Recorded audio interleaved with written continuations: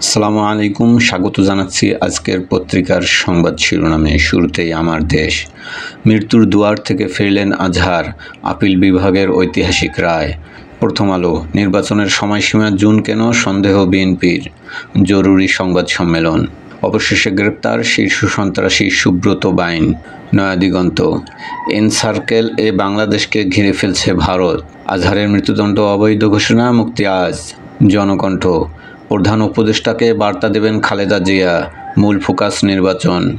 যুগান্তর। হাসিনা পরিবারের 1,21,000 কোটি টাকার দুর্নীতি তদন্ত চলছে 7 দেশে।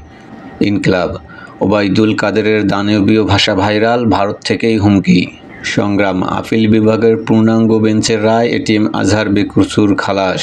সমকাল। পুরনো প্রযুক্তির গ্যাস মিটার গছিয়ে দিচ্ছে জাপান।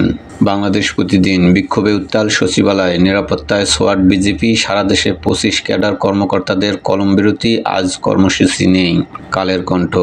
জমি বেচে টাকা পাচারের হিড়িক, পলাতক আওয়ামী লীগ নেতারা জমিজমা বিক্রি করে দিচ্ছেন।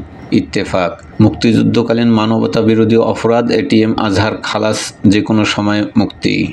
সচিবালয়ের ভেতরে বাইরে বিক্ষোভ। করতোয়া। খালাস পেলেন আজহার, ফাঁসির রায় ছিল বিচারের নামে অবিচার, আপিল বিভাগ। কারা হাসপাতালে মিষ্টিমুখ করলেন আজহার, আজ মুক্তি।